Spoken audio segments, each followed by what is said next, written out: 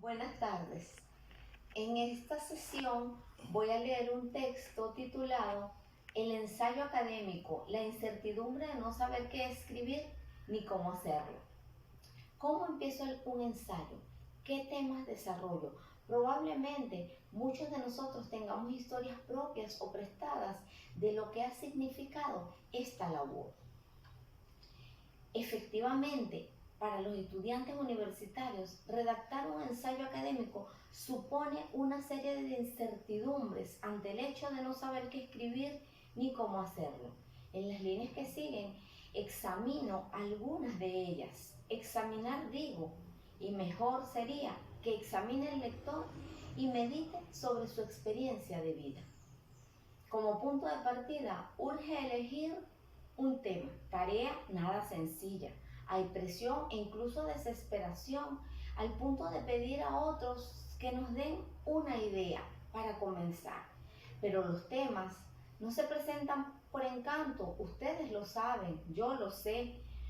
Surgen como producto de la observación de la realidad social o personal, de la lectura, la documentación o de alguna idea que gravite desde hace mucho tiempo en nuestra mente.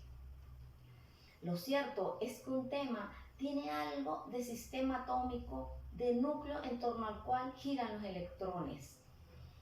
Y todo eso, al fin y al cabo, como se pregunta Cortázar, ¿no es ya como una proposición de vida?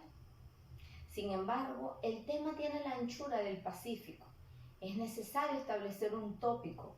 Esta demarcación es compleja y confusa, no solo por la diversidad de aristas de un tema, sino por todo el recorrido conceptual y metodológico que se requiere para llegar hasta él. A partir del tema y el tópico hay que desprender una afirmación, una tesis o propósito comunicativo que guíe todo el desarrollo del ensayo. Con respecto a esta delimitación, emergen otras dudas en cuanto a cómo enunciar esa tesis. Algunos sabemos que se hace mediante una oración y también sabemos qué es una oración. Muchas ideas vendrán a la mente y quizás permanezcamos frente al papel vacío que la blancura defiende, queriendo decir todo, pero ante la imposibilidad de expresar algo, marcados por la debilidad del hombre que no encuentra lo que busca, y en mi caso particular, mi eterna angustia, decía Flaubert. O por el contrario, escribamos algo distinto a lo previsto y deseado, así como inicia ese conocido soneto de César Vallejo. Quiero escribir, pero me sale espuma. Quiero decir muchísimo y me atollo. Y muchos de nosotros nos atollamos. En el ensayo se pretende pesar algo, examinar, investigar y probar una tesis. Para evitar errores en la pesada, los escritores de ensayo deben colocar la carga en el centro del plato, es decir, mostrar la tesis de manera clara, explícita y transparente. Aquí se generan otras confusiones. ¿Cómo alcanzar esa claridad? ¿Cuáles recursos contribuyen con esa pretendida luminiscencia? Es importante la transparencia de la tesis porque permite manifestar la postura personal justificada con argumentos y evidencias. En mi experiencia como docente, he vivido el temor que sienten los estudiantes de levantar la voz en el texto, de asumir una actitud crítica ante la idea que tratan de defender. Y si lo hacen, aparecen ocultos tras las citas, ecos y resonancias de otras voces. Hay inseguridad en cuanto a la expresión del punto de vista propio y ante la transición de un sujeto semiótico que suele presentar la palabra de otros, entre comillas y en tercera persona, a otro sujeto que en el ensayo debe mostrar un punto de vista propio y en primera persona, además. No obstante, esa revelación no se trata de cualquier opinión, sino de una visión argumentada, con la que se busca persuadir al lector del punto de vista para hacerlo pensar, reflexionar, pero sobre todo sentir. Precisamente el intento de establecer un diálogo íntimo con el ensayista y lector le otorga una naturaleza subjetiva al género, como lo señala Gómez Martínez.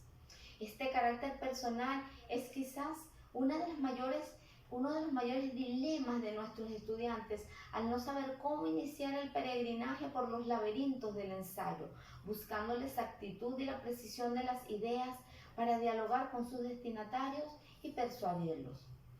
La defensa de la tesis, instalada en el centro del texto como astro rey, requiere manejar distintos argumentos, razones o pruebas de apoyo que orbitan cual planetas en derredor de la afirmación. Y he aquí otro desconcierto: cómo argumentar, cuáles argumentos se pueden emplear, cómo ordenarlos de forma tal que le atribuyan una secuencia lógica al ensayo. Otra de las fuentes de duda del escritor del ensayo es el imperativo de presentar un texto original, lo que provoca varias inquietudes. Para empezar, ¿qué es lo original? El estilo, las ideas, el tema, los argumentos. Acerca de la originalidad, Goethe expresa que esta no consiste en decir cosas nuevas, sino en decirlas como si nunca hubieran sido dichas. Y justamente aquí podemos hallar esos vasos comunicantes con la idea de mirada personal en los ensayos. Esta presentación solo muestra un breve aspecto del ensayo, ese que descubre al hombre y su circunstancia frente a la lectura y la escritura de este género discursivo complejo.